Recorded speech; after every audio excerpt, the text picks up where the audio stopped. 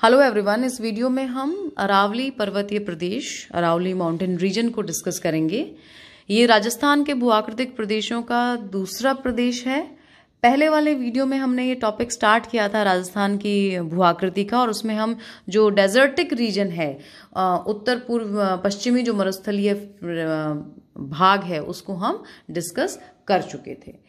देखिए, Aravalli mountain region की अगर हम बात करें मैप के अंतर्गत, तो ये जो राजस्थान के मैप के अंदर ब्राउन जो पट्टी है, ये अरावली पर्वतीय प्रदेश की वाला क्षेत्र है। अब हम बात करते हैं अरावली पर्वतीय प्रदेश का जो विस्तार है किन किन जिलों में। तो देखिए, टोटल 13 डिस्ट्रिक्ट्स हैं राजस्थान के, जिनमें हमें अरावली पर्वतीय प्रदेश का विस्तार देखने को मिलता है। और ये हैं उदयपुर, चित्तौड़गढ़, राजसमंद, डूंगरपुर, प्रतापगढ़, भीलवाड़ा, सीकर, झुंझुनू, अजमेर, सिरोही, अलवर, पाली और जयपुर के कुछ भाग। ये 13 डिस्ट्रिक्ट्स हैं जहां हमें अरावली पर्वत श्रृंखला का विस्तार देखने को मिलता है। मैप के अंतर्गत हम अरावली पर्वत श्रृंखला को देखें तो देखिए, डिस्ट्रिक्ट्स के बीचों भी ये डिस्ट्रिक्ट मैप दे रखा है, उसमें अरावली पर्वत श्रृंखला का विस्तार हमें देखने को मिल जाएगा इस प्रकार से। क्लियर।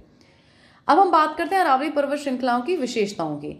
देखिए, ये विश्व की प्राचीनतम पर्वत श्रेणियों में से आती हैं, और अरावली पर्वतमाला जो है राजस्थान के भूभाग को 2 असमान भागों में विभक्त करती है, और साथ ही राज्य के भौतिक, आर्थिक, सामाजिक एवं सांस्कृतिक जीवन को भी अत्यधिक सार्थक रूप से प्रभावित करती है। माना जाता है कि प्राचीन काल में अपने उद्भव के प्रारंभ में ये पर्वत श्रेणियां काफी ऊंची थी, यानी जब अरावली पर्वत श्रृंखला का निर्माण हुआ था उस समय ये काफी ऊंची रही थी। ये वर्तमान समय में जो हिमालय पर्वत श्रेणी है उसके समान इनकी ऊंचाई मानी जाती है, लेकिन धीरे धीरे अनाच्छादन के परिणाम स्वरूप ये इनमें अपरदन होता रहा और ये नीची होती रही। इन पर्वतों में ग्रेनाइट चट्टानें हमें अधिकता से मिलती हैं, और जो सेंदड़ा ब्यावर के आसपास अधिक फैली हुई हैं। अरावली पर्वत श्रेणियों में हमें दिल्ली सुपर ग्रुप और अरावली सुपर ग्रुप की चट्टानें मिलती हैं। दिल्ली सुपर ग्रुप के अंतर्गत हमें क्वार्टजाइट चट्टानों की बहुलता मिलती है यहाँ पर, और जो अरावली सुपर ग्रुप है तो अरावली सुपर ग्रुप की चट्टानों के अंतर्गत अरावली में नीस, सिस्ट और ग्रेनाइट चट्टानें अधिक रूप से पाई जाती हैं। अब हम बात करते हैं अरावली का क्षेत्रफल की। तो देखिए, अगर हम बात करेंगे राजस्थान के कुल क्षेत्रफल की, तो राजस्थान के कुल क्षेत्रफल में जो अरावली पर्वत श्रृंखला है वो राजस्थान के 9% भाग पर विस्तृत है। वहीं यदि हम जनसंख्या की बात करें तो राज्य की कुल जनसंख्या का लगभग 10% भाग अरावली पर्वतीय प्रदेश में निवास करता है, और इस क्षेत्र में राज्य की अधिकांश जनजातियां निवास करती हैं। अरावली पर्वतीय प्रदेश में औसत वार्षिक वर्षा की बात करें तो 50 से 90 सेंटीमीटर औसत वार्षिक वर्षा यहाँ पर रहती है, और अरावली पर्वत राज्य में एक वर्षा विभाजक, या हम कह सकते हैं जल विभाजक रेखा का कार्य करता है। राज्य के सर्वाधिक वर्षा वाला भाग जो माउंट आबू है वो भी यहीं इसी में स्थित है, और माउंट आबू में लगभग जो औसत वार्षिक वर्षा है 150 सेंटीमीटर के आसपास रहती है। अरावली पर्वतीय प्रदेश की जलवायु की हम बात करें तो उपाद्र प्रकार की जलवायु यहाँ पर पाई जाती है, और मिट्टियों की हम बात करें तो अरावली पर्वतीय प्रदेश में काली, भूरी, लाल व कंकरीली मिट्टी हमें देखने को मिलती है। अरावली पर्वतमाला का जो विस्तार है वो कर्णवत रूप में दक्षिण पश्चिम में गुजरात में खेड़ब्रह्म, पालनपुर से लेकर उत्तर पूर्व में खेतड़ी सिंघाना तक श्रृंखलाबद्ध रूप में है। उसके बाद ये छोटे छोटे हिस्सों में दिल्ली तक फैली है, और दिल्ली में रायसीना जो पहाड़ी है वहां तक इसका विस्तार पाया जाता है। रायसीना पहाड़ी पर हमारा राष्ट्रपति भवन स्थित है। इन श्रृंखलाओं की जो चौड़ाई है और ऊंचाई है दक्षिण पश्चिम में अधिक है, और धीरे धीरे उत्तर पूर्व में कम होती चली जाती है। तो ये क्लियर हो गया। अरावली पर्वतमाला का विस्तार कर्णवत रूप में दक्षिण पश्चिम में गुजरात के खेड़ब्रह्म में पालनपुर से लेकर उत्तर पूर्व में खेतड़ी सिंघाना तक तो श्रृंखलाबद्ध रूप में है, और उसके बाद ये छोटे छोटे हिस्सों में दिल्ली में रायसीना की पहाड़ी तक इसका विस्तार है। और अगर हम चौड़ाई व ऊंचाई की बात करें अरावली पर्वत श्रृंखलाओं की, तो अरावली पर्वत श्रृंखलाओं की चौड़ाई और ऊंचाई दोनों ही दक्षिण पश्चिमी भाग में स्थित हैं, और धीरे धीरे जैसे हम उत्तर पूर्व की ओर आते जाएंगे इनकी जो चौड़ाई ऊंचाई कम होती चली जाएगी। अरावली पर्वत श्रृंखलाओं को गोंडवाना लैंड का अवशेष माना जाता है, और इनकी जो उत्पत्ति है भूगर्भिक इतिहास के प्री कैम्ब्रियन कल्प में, ये जो प्राचीनतम कल्प था उसमें हुई थी, जो लगभग 650 मिलियन वर्ष पूर्व का समय है। इसके दक्षिणी भाग में पठार, उत्तर पूर्व जो पूर्वी भाग है उसमें मैदान, और पश्चिमी भाग में मरुस्थल स्थित है। ये पर्वत हमें कर्णवत रूप में देखने को मिलता है और एक अवशिष्ट पर्वतों की श्रेणी के अंतर्गत आता है, रेसिडुअल माउंटेन्स की श्रेणी के अंतर्गत आता है। अवशिष्ट पर्वतों को हम रेसिडुअल माउंटेन्स भी कहते हैं। और अमेरिका का जो अपलेशियन पर्वत है वो भी उसी के समान हमारा अरावली पर्वत है। और इनका जो निर्माण का समय है, अब जो अमेरिका का जो अपलेशियन पर्वत है और अरावली पर्वत श्रृंखला जो है, इनका सेम टाइम में फॉर्मेशन हुआ था, इनकी उत्पत्ति सेम समय में हुई थी और दोनों ही रेसिडुअल माउंटेन की कैटेगरी के अंतर्गत आते हैं। अरावली पर्वत श्रृंखला की लंबाई की बात करें तो कुल लंबाई 692 किलोमीटर है। और राजस्थान के अंतर्गत अगर हम अरावली पर्वत श्रृंखला की लंबाई की बात करें तो वो 550 किलोमीटर के आसपास है। यानी टोटल लेंथ में से 692 में से 550 किलोमीटर जो है लंबाई अरावली पर्वत श्रृंखला की, वो राजस्थान में है। और यानी 80% भाग है राजस्थान की अरावली की कुल लंबाई का 80% भाग कहाँ स्थित है? राजस्थान में स्थित है। अरावली के ढालों पर मक्का की खेती विशेष रूप से की जाती है और इन्हें प्राचीनतम वलित पर्वत भी कहा जाता है। प्राचीनतम वलित पर्वत यानी ओल्डेस्ट फोल्ड माउंटेन्स। ठीक है। अरावली पर्वत श्रेणी राजस्थान की जलवायु को भी अत्यधिक रूप से प्रभावित करती है। इसमें पहाड़ी ढालों पर विद्यमान वानस्पतिक आवरण से उत्सर्जित आर्द्रता मानसूनी पवनों को आकर्षित कर राज्य में वर्षा कराने में सहायक होती है। यह उत्तर पश्चिम में सिंधु बेसिन और पूर्व में गंगा बेसिन के मध्य जल विभाजक महान जल विभाजक रेखा का कार्य भी करती है। इसके पूर्व में गिरने वाली नदियों द्वारा बंगाल की खाड़ी में और पश्चिम में गिरने वाला जो नदियां हैं उसका पानी अरब सागर में लाया जाता है। अरावली पर्वत प्रदेश की अगर समुद्र तल से औसत ऊंचाई की बात करें तो 930 मीटर ऊंचा है। अरावली की मुख्य श्रेणी क्वार्टजाइट चट्टानों से बनी है। भूगर्भिक संरचना की बात करें तो ये प्री कैम्ब्रियन युग की चट्टान समूहों में सम्मिलित है इसकी। और जो प्री कैम्ब्रियन युग की जो चट्टानें हैं उनमें हमारे अरावली पर्वत श्रृंखला में दिल्ली सुपर ग्रुप और अरावली सुपर ग्रुप की चट्टानें देखने को मिलती हैं। क्षेत्रीय विभिन्नता, भूआकृतिक विभिन्नताओं, ऊंचाई के आधार पर अरावली पर्वत क्षेत्र को हम 3 भागों के अंतर्गत बांटते हैं। इसे आप उपभाग भी कह लीजिए। और वो कौन कौन से हैं? उत्तर पूर्वी पहाड़ी प्रदेश। मैप के अंतर्गत ये वाला जो क्षेत्र है वो उत्तर पूर्वी पहाड़ी प्रदेश का क्षेत्र है। दूसरा है मध्यवर्ती अरावली श्रेणी या मध्यवर्ती अरावली पर्वतीय प्रदेश। ये वाला जो रीजन है ये मध्यवर्ती अरावली पर्वतीय प्रदेश का भाग है मैप के अंतर्गत। उसके बाद हम बात करें दक्षिणी अरावली प्रदेश है तीसरा, और दक्षिणी अरावली प्रदेश का ये जो रीजन है ये दक्षिणी अरावली प्रदेश है। तो ये क्लियर हो गया। अरावली पर्वतीय प्रदेश को ऊंचाई और अन्य भूआकृतिक विभिन्नताओं के आधार पर 3 उपभागों में बांटा जाता है और ये 3 उपभाग हैं उत्तर पूर्वी पहाड़ी प्रदेश, मध्यवर्ती अरावली पर्वतीय प्रदेश और दक्षिणी अरावली प्रदेश। सबसे पहले हम पढ़ते हैं उत्तर पूर्वी पहाड़ी प्रदेश को। देखिए, अरावली पर्वतीय क्षेत्र का ये भाग राजस्थान हरियाणा सीमा तक फैला है। इसमें जयपुर जिले के उत्तर पूर्व में स्थित शेखावाटी व तोरावाटी क्षेत्र की पहाड़ियां, जयपुर व अलवर की पहाड़ियां शामिल हैं। आपको ये ध्यान रखना है कौन कौन सी पहाड़ियां इसमें शामिल हैं। उत्तर पूर्वी पहाड़ी प्रदेश में जो जयपुर जिले के उत्तर पूर्व में स्थित शेखावाटी व तोरावाटी क्षेत्र की पहाड़ियां, जयपुर की पहाड़ियां और अलवर की पहाड़ियां। इस भाग की समस्त पहाड़ियां अपर्दित हैं जो क्वार्टजाइट और फाइलाइट शैलों से निर्मित हैं। इस क्षेत्र में अरावली श्रृंखला अनवरत न होकर दूर दूर तक होती जाती है। यानी एक श्रृंखलाबद्ध रूप में हमें इस यानी उत्तर पूर्वी जो भाग है राजस्थान के उसमें हमें अरावली पर्वत श्रेणियां श्रृंखलाबद्ध रूप में न होकर फैले हुए और बिखरे हुए रूप में मिलती हैं। इस प्रदेश में पहाड़ियों के बीच बीच में उपजाऊ घाटियां व कांपिया बेसिन भी पाए जाते हैं। यानी नदियों द्वारा बहाकर लाई गई मिट्टी के मैदानी भाग भी इन पहाड़ियों के बीच बीच में पाए जाते हैं। और अरावली पर्वतीय प्रदेश के इस भाग की जो औसत ऊंचाई है कुछ स्थानों पर 450 मीटर है, पर कुछ स्थानों पर यह 750 मीटर से भी अधिक हो जाती है। इस अरावली पर्वत श्रृंखला की जो मुख्य चोटियों की हम बात करें तो सबसे प्रमुख चोटी है रघुनाथगढ़ सीकर, जिसकी हाइट है 155 मीटर।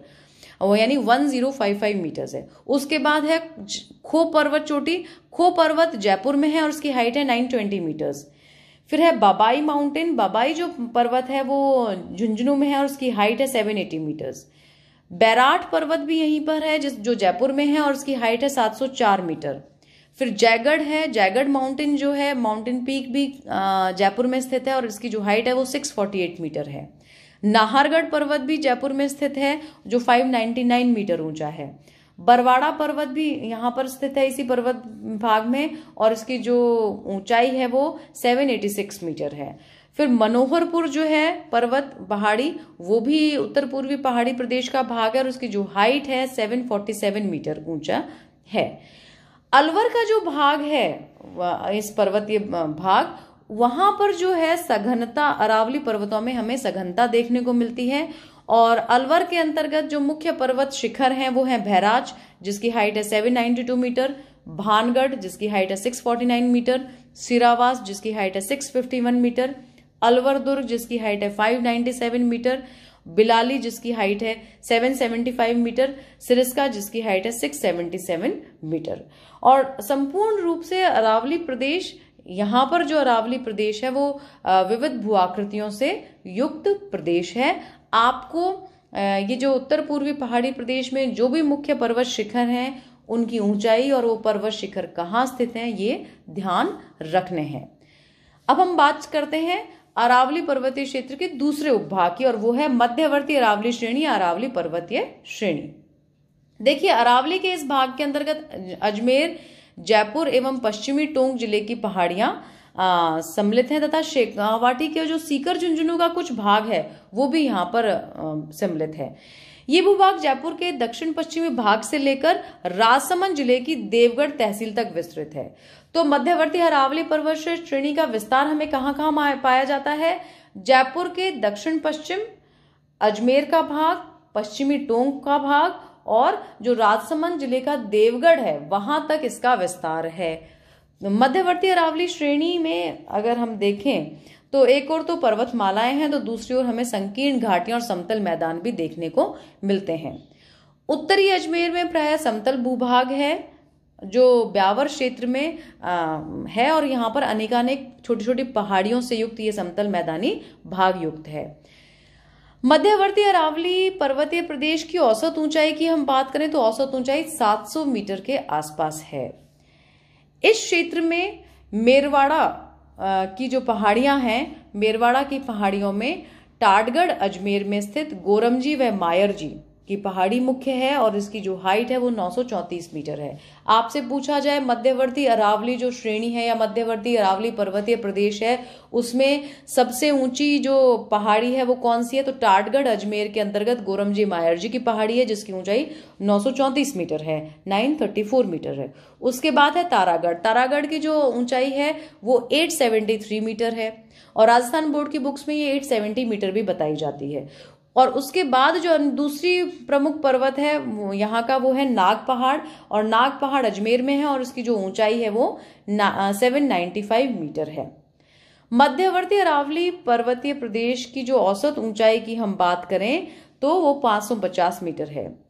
शेखावाटी निम्न पहाड़ियां और जो मेरवाड़ा पहाड़ियां हैं इस क्षेत्र के दो भाग हैं।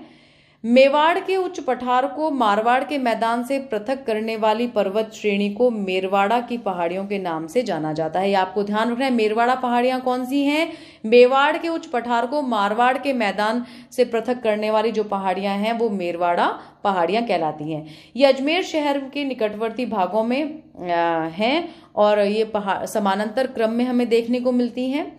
इन पहाड़ियों में ब्यावर जिले के अंतर्गत 4 पासेस भी पाए जाते हैं जिन्हें हम दर्रे कहते हैं, जो है बर, पखेरिया, सुराघाट और देबारी। तो ये क्लियर हो गया आपको। अब हम बात करते हैं दक्षिणी अरावली प्रदेश की। देखिए, ये अरावली पर्वतीय प्रदेश मुख्य रूप से सिरोही, उदयपुर, राजसमंद, चित्तौड़गढ़ जिलों में और प्रतापगढ़ व डूंगरपुर जिले के कुछ भागों में विस्तृत है। दक्षिणी अरावली प्रदेश का विस्तार आपसे पूछा जाए तो आप कहेंगे मुख्य रूप से सिरोही, उदयपुर, राजसमंद, चित्तौड़गढ़ में और प्रतापगढ़ व डूंगरपुर जिले के कुछ भागों में ये दक्षिणी अरावली प्रदेश का भाग सम्मिलित किया जाता है। वास्तव में यह प्रदेश पूर्णतः पर्वतीय क्षेत्र है। इस प्रदेश में अरावली पर्वतमालाएं अत्यधिक सघन और उच्चता लिए हुए हैं।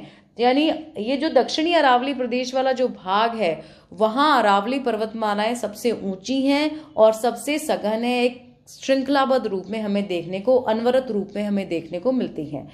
इस पर्वतीय क्षेत्र को दो भागों में बांटा जाता है। पहला है मेवाड़ का चट्टानी प्रदेश, दूसरा है आबू पर्वत खंड। सबसे पहले हम डिस्कस करते हैं मेवाड़ के चट्टानी प्रदेश को। देखिए, इसे भोरट का पहाड़ भी कहा जाता है। अरावली श्रेणी के इस भूभाग में उदयपुर, डूंगरपुर, राजसमंद, चित्तौड़गढ़ एवं प्रतापगढ़ तथा सिरोही के पूर्वी भाग की पहाड़ियां सम्मिलित की जाती हैं। तो मेवाड़ का चट्टानी प्रदेश को हम भोरट या भोराट का पहाड़ भी कहते हैं।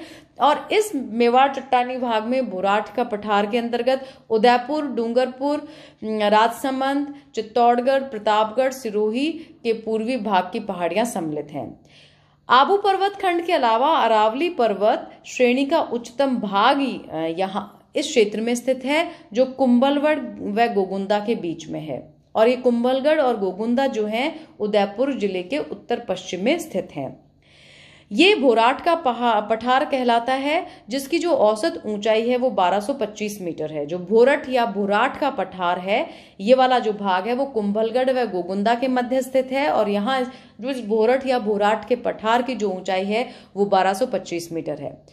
उदयपुर राजसमंद जो क्षेत्र है, यहाँ की जो सर्वोच्च चोटी है और राज्य की चौथी सर्वोच्च चोटी जरगा जो है वो इस क्षेत्र में स्थित है, बोराट वाले पठार में स्थित है। और जरगा की जो औसत ऊंचाई है वो 431 मीटर ऊंची है। तो क्लियर हो गया आपको।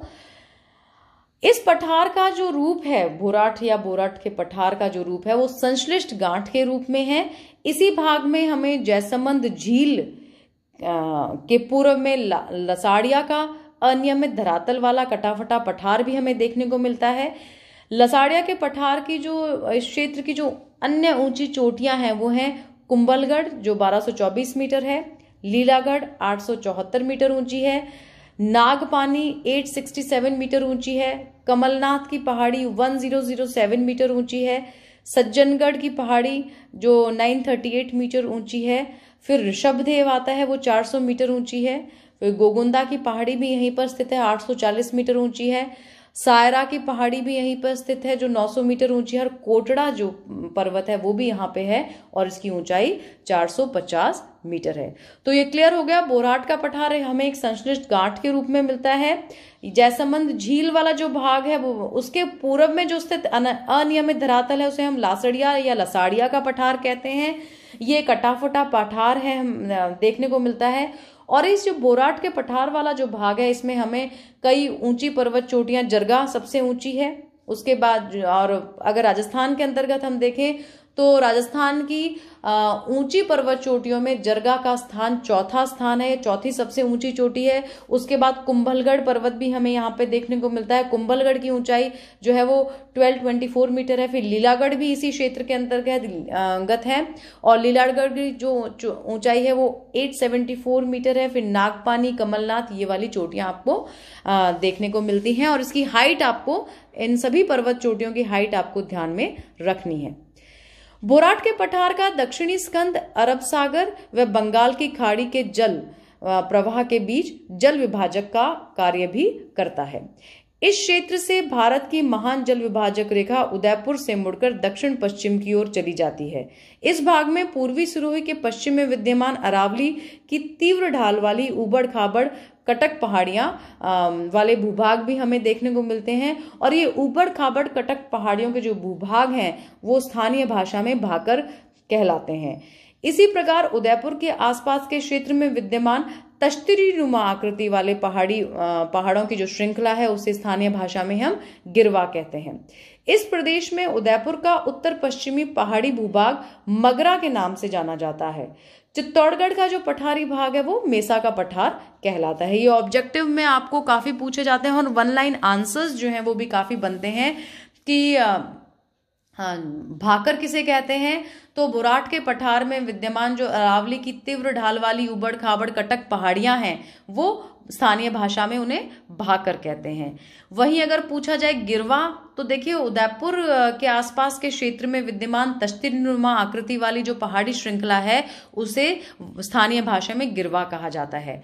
फिर मगरा प्रदेश कौन सा है, तो जो भोराट के पठार में उदयपुर का जो उत्तर पश्चिमी पहाड़ी भूभाग है वो मगरा कहलाता है, और चित्तौड़गढ़ का जो पठारी भाग है उसे हम मेसा का पठार कहते हैं।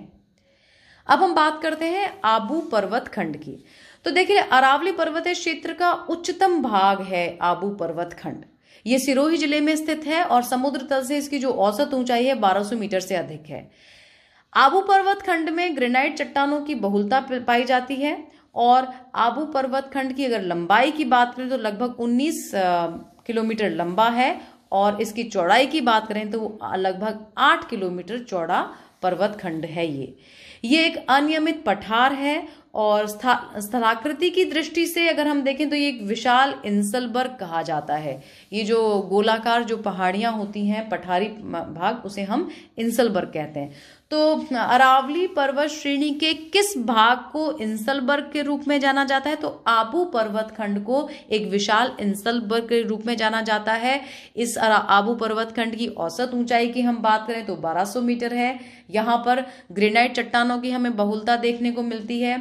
आबू पर्वत खंड की लंबाई की हम बात करें तो 19 किलोमीटर लंबा है और 8 किलोमीटर चौड़ा है, और इस आबू पर्वत खंड का जो संपूर्ण विस्तार है वो सिरोही जिले के अंतर्गत है।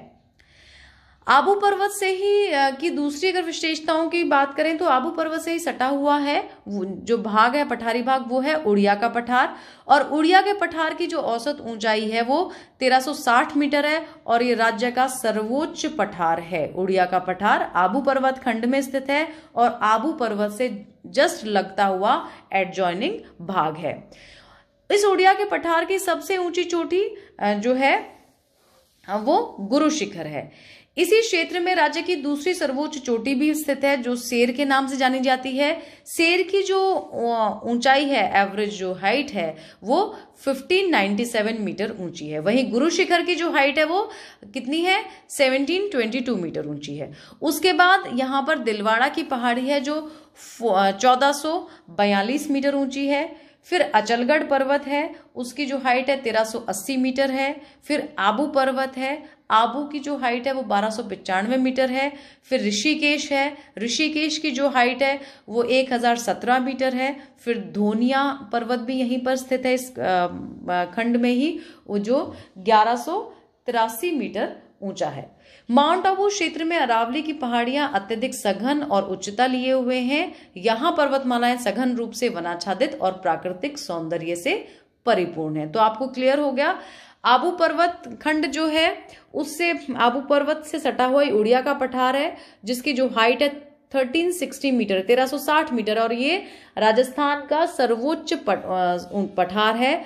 और यहाँ पर सबसे ऊंची पर्वत चोटी जो स्थित है वो है कौन सी, गुरु शिखर है। गुरु शिखर के बाद राज्य की दूसरी सर्वोच्च चोटी भी यहीं पर स्थित है जिसका नाम शेर है, और बाकी अन्य चोटियां जो हैं उनकी हाइट भी आपको ध्यान रखनी है। आबू पर्वत खंड के पश्चिम में जसवंतपुरा की पहाड़ियां हैं जिनमें डोरा पर्वत जो है प्रमुख चोटी है और इसकी जो हाइट है वो 1869 मीटर है। सिवाना की गोलाकार ग्रेनाइट पहाड़ियां भी इसी क्षेत्र में स्थित हैं। इन्हें 56 की पहाड़ियां भी या नाकोड़ा पर्वत के नाम से भी पुकारा जाता है। ये जालौर पर्वतीय क्षेत्र को की जो प्रमुख चोटियां हैं वो है इसराना भाकर, रोजा भाकर, झारोल भाकर। इसराना भाकर की ऊंचाई 839 मीटर है, रोजा भाकर की ऊंचाई 730 मीटर है और झारोल भाकर की ऊंचाई 588 मीटर है। अरावली के उत्तर पूर्वी छोर पर पोतवार का पठार स्थित है। तो ये क्लियर हो गया आबू पर्वत खंड की जो के अंतर्गत जिन पहाड़ियों को, जिन पर्वत चोटियों को सम्मिलित किया जाता है, और सिवाना विशेष रूप से जो सिवाना के आसपास का जो पहाड़ी हिस्सा है वो काफी इंपॉर्टेंट हिस्सा है।